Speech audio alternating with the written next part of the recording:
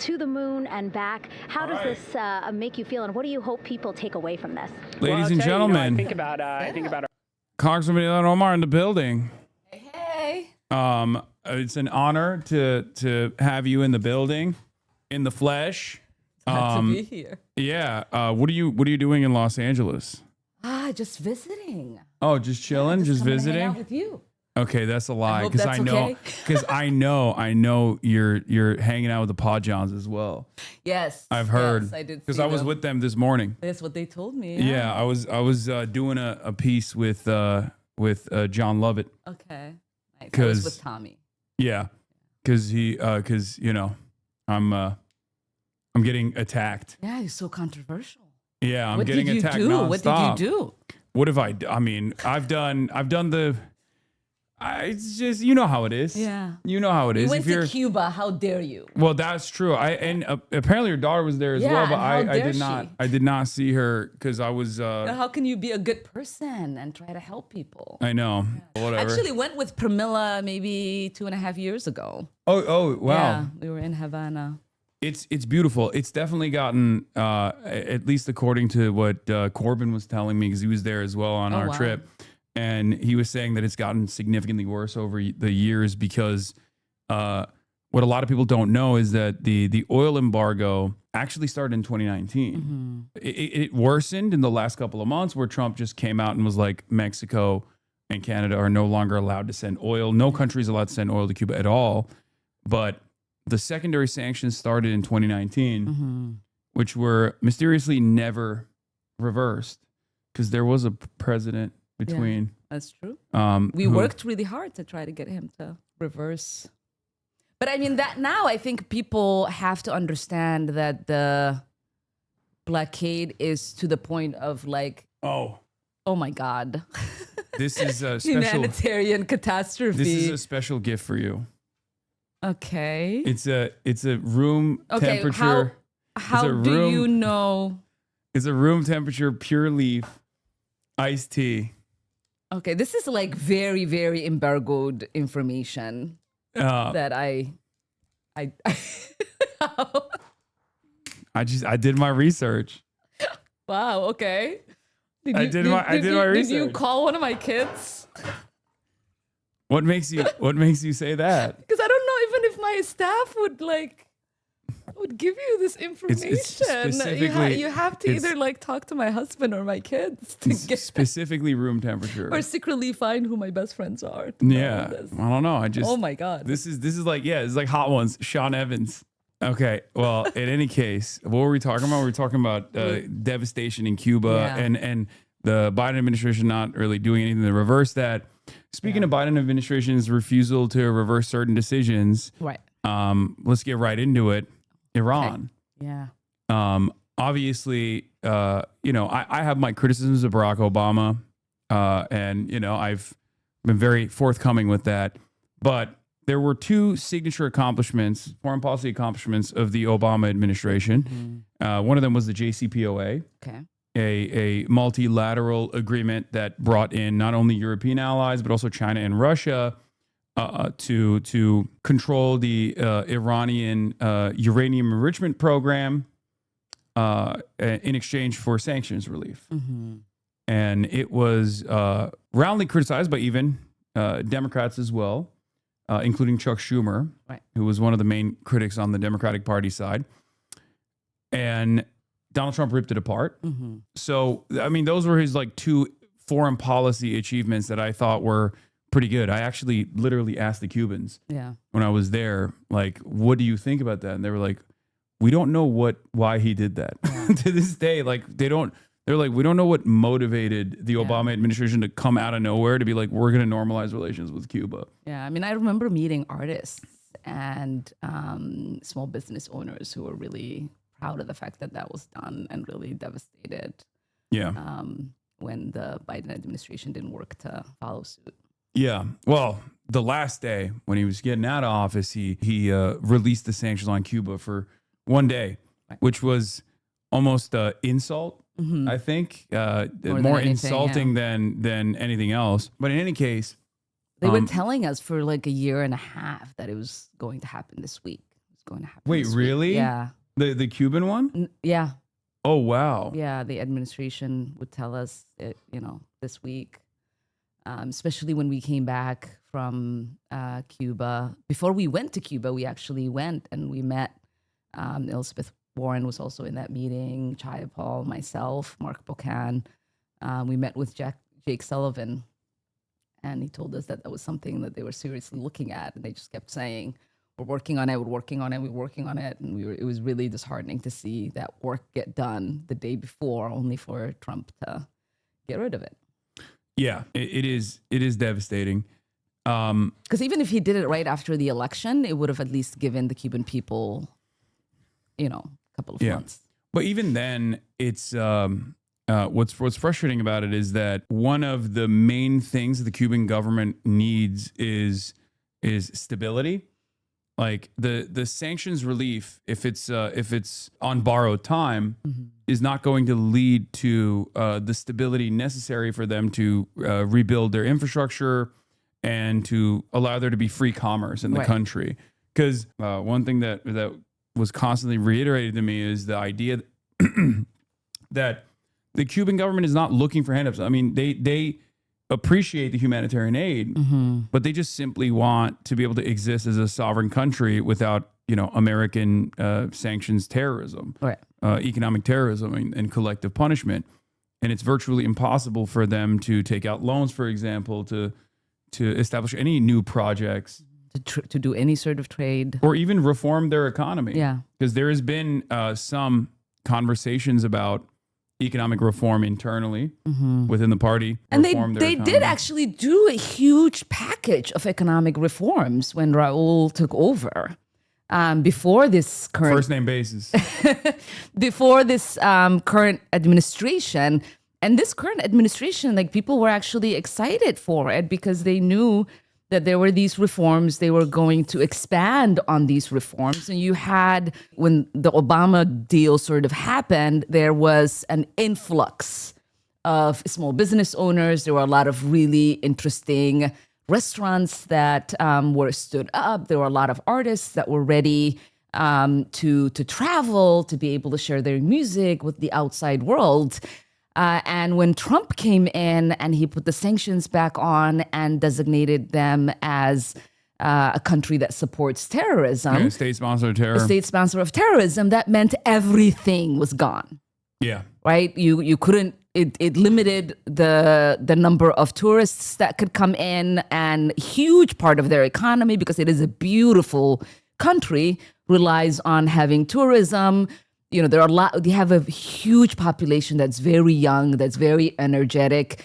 So it put a damper on the kind of dreams that they were starting to foster. And now, even with this administration, you're seeing those sanctions expand with the complete oil embargo.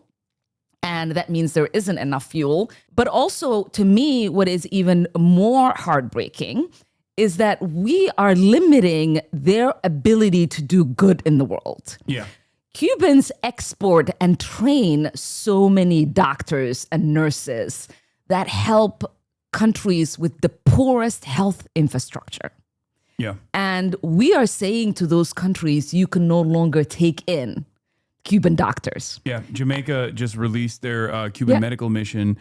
And I talked to the healthcare professional that's in charge of the medical missions. I'd interviewed him prior when Marco Rubio had first made this announcement a year ago. And he told me that 100% of coverage is offered by Cuban doctors and in areas of dire need in Jamaica. So a lot of people in Jamaica, especially in underserved areas, are just never going to see a doctor again. Yeah.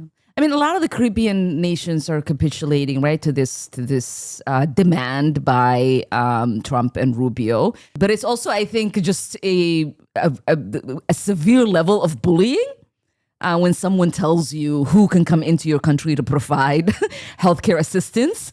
And yeah, it's wrong and disgusting in so many ways.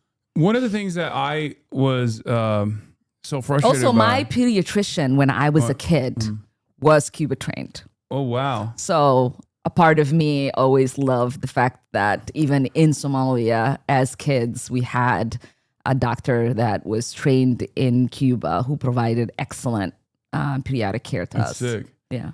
One of the things I was very frustrated by is also the fact that, like, not only is the blockade invisible in many respects, I mean, it becomes very visible when you see the impact of it, right? The shortages, the rationing, the lack of medicine available in pharmacies because there's no gas to transport the medication. Yeah. And the refrigeration obviously needs electricity, but also the fact that like Americans are just totally oblivious to it. Yeah.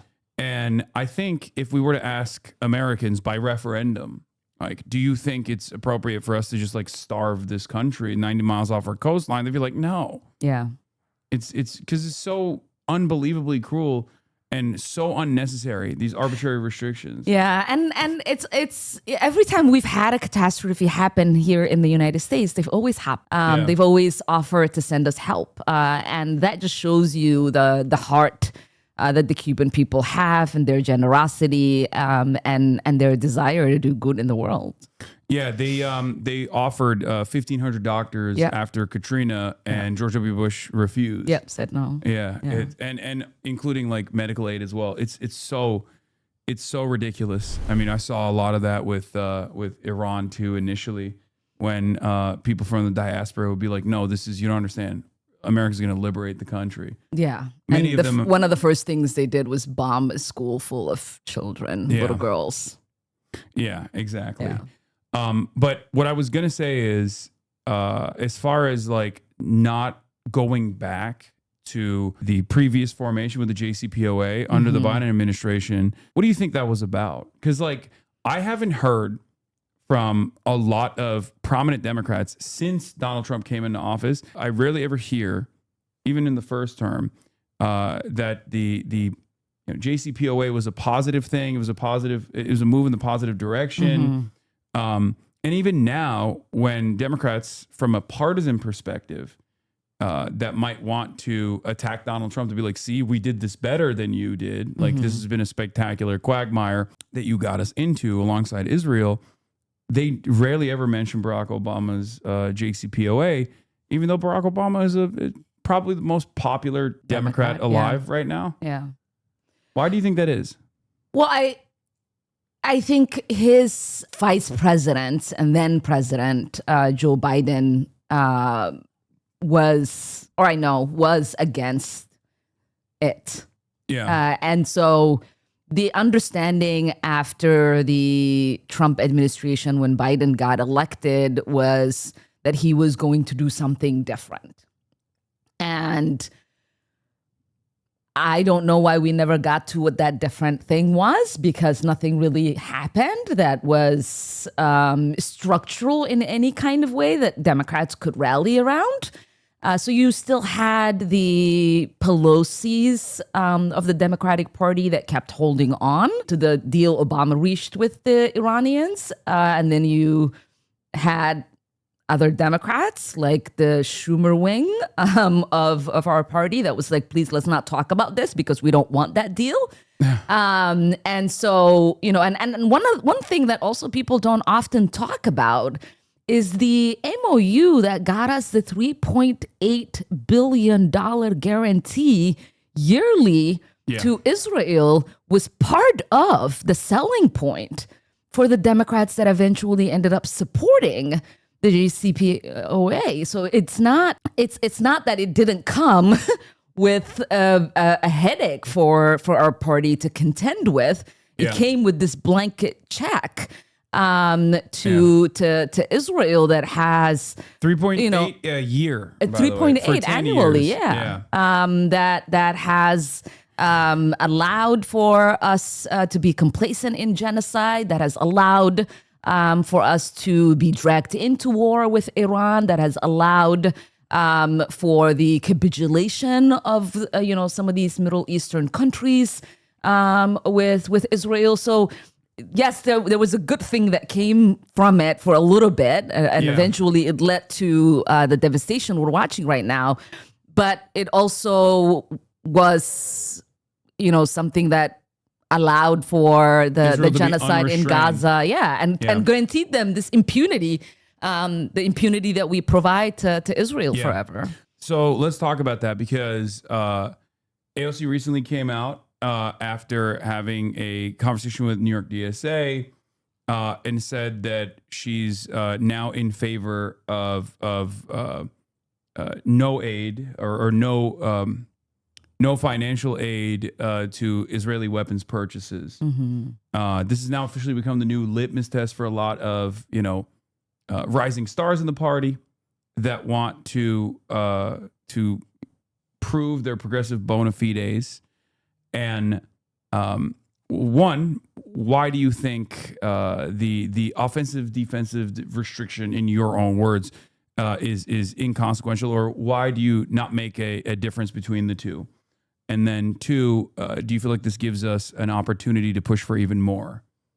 Yeah, for me, I've always looked at it as military support on behalf of the American taxpayer is military support on behalf of the American taxpayer. To me, whether I give you weapons to defend yourself or weapons to kill that might allow you to commit a genocide, that might give you an impunity throughout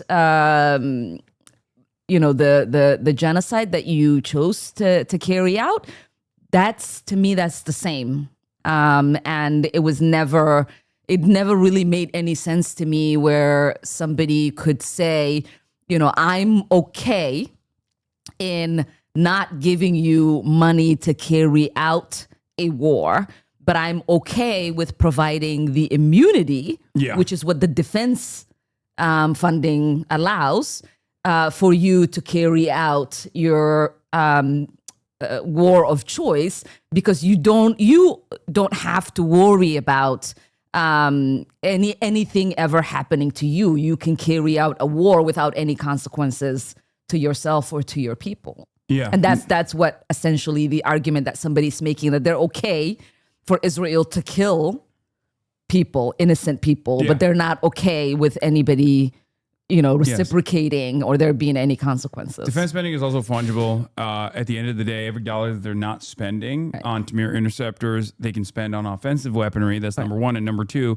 as you also correctly pointed to, there's a level of impunity that allows Israel to be so unrestrained when they know that they have unlimited defense from the United States of America, not only with the amount of money that we spend on the MOU, but also on top of that, we have directed assets to the region, even in the 12-day war and obviously in the last 40 days as well in Operation Epstein's Fury. It's unlimited billions of dollars that we are wasting away.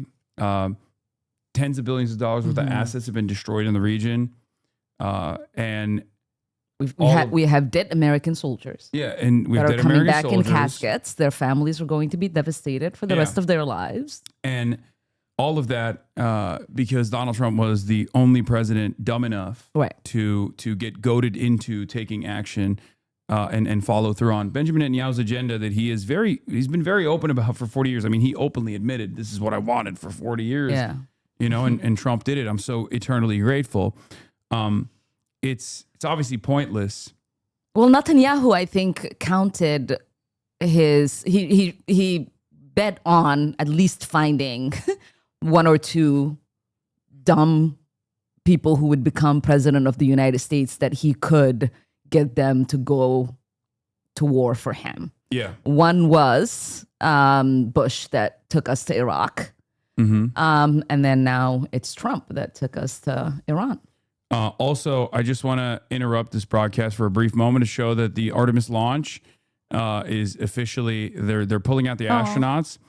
This was a $2 billion endeavor and therefore deeply anti-Semitic, because that's $2 billion that could have been sent to the nation state of Israel. And therefore, don't laugh, Congresswoman. And therefore I disagree with a waste of money to go to the moon and back. It's probably a really great way to spend money. Hopefully they discovered a lot of really cool things. It's getting closer I'm now? in support. Yeah. No, me too.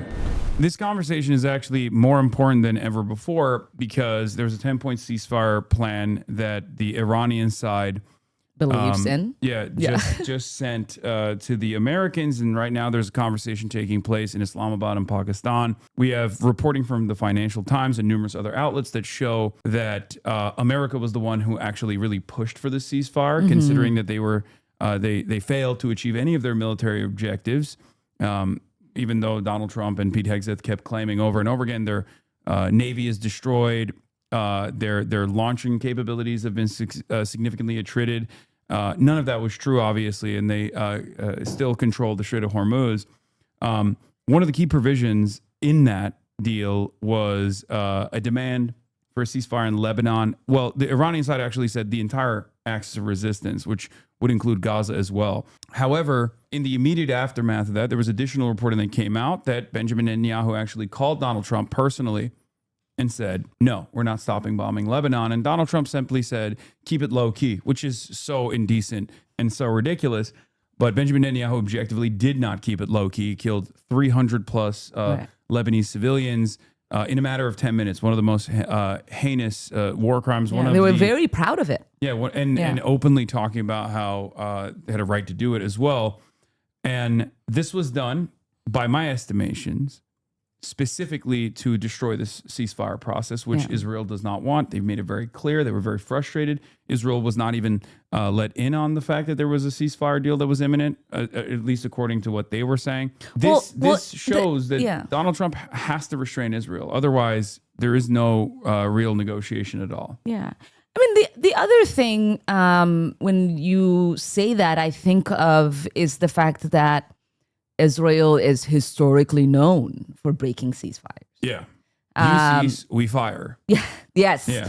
And so I'm not surprised. And obviously the administration shouldn't be surprised.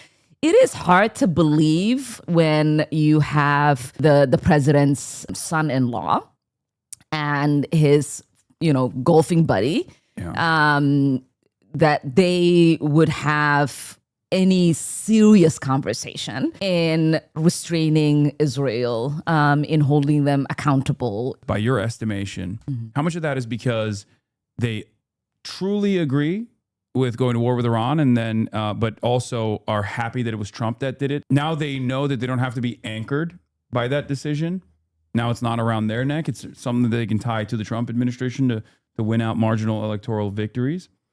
And how much of that is actually because they are genuinely afraid of coming across like they're not war hawks because they think this will look like the vote to refuse to go to war with Afghanistan? Yeah. I mean, I think the latter, right? There is a huge part of the DC Beltway that is constantly putting the dove and the hawk against one another, right? Which one are you? Mm-hmm. And I believe that gets rid of any sort of moral clarity or principle or just even the articulation of an ideology that looks at the way we should interact with the rest of the world. And that's why you get reactions that are almost always not that far from the thing that they are trying to condemn, right? It's almost like I condone, but I just condemn the way in which you did it, right? I condone, but I condemn the way in which you've stated that sentence. Yeah. And I do think that a lot of these people in Washington, D.C. don't spend a lot of time thinking about these issues. There isn't a huge debate on where people's moral center is when it comes to national security or when it comes to international affairs or foreign policy. It's often like, okay, here's the starting point. Who's saying this and who's doing this? And then how can I squeeze myself somewhere in between? We have this concept of the sandwich. Mm-hmm. It's like a political speak in Washington. That's what a lot of the consultants will say to you. You start with saying like, I survived war and, like something about the actual like policy that you want to grab, and then say, you know, I don't really want to see these things, but sometimes bad things happen. Yeah. Right? Like, so it's just like you didn't really say anything. Yeah. But that's the safe way in which these people try to tell people to speak. And that's why, like, oftentimes when Trump just says the thing that is on his mind, people are just like, oh, you're not supposed to speak like that. You're not supposed to do that. Like, to me, it's not the way he's speaking. To me, it's the problem in what he is saying. Yeah. It's not taking offense in what, you know, awful language he uses, but it's taking offense in this ideology that he's expressing, in this policy view that he's expressing, in the way in which he sees the world and how he wants America to function when it comes to other people. Yeah. And what you just identified about Trump's speech patterns and the way he communicates, I think, is precisely the reason why a lot of Americans find him to be genuine. Astronauts are coming out. Okay, here we go. They're pulling out the astronauts. I think they have to like depressurize or something, like, because, you know, they're in special suits and whatnot. Oh, so that's why they're in the, okay, I see. So while we wait on that, there is something I have to show you. Okay. And I hope you don't get upset with me. Oh, no. Okay. So I have a soundboard. Okay. And, you know, I have... Somebody's already laughing out there. Stuff like this on my soundboard. But one of the sounds I use the most commonly is this one. May Allah awaken the people and help them to see the evil doings of Israel and the United States. Have you ever seen, I'm sure you're familiar with this. You've heard this. I've seen the video, You've seen the video? Okay. Yeah, at his rallies. Yes. But was that the Lion King sound at the end? No, it's a Dune. Oh, okay. Yeah, Lisan Al-Gaib sound. Okay. Ladies and gentlemen, I'm going to end the broadcast here. Once again, thank you, Ilhan Omar, so much for all your work and also for coming on the broadcast. It is a real honor to have you here.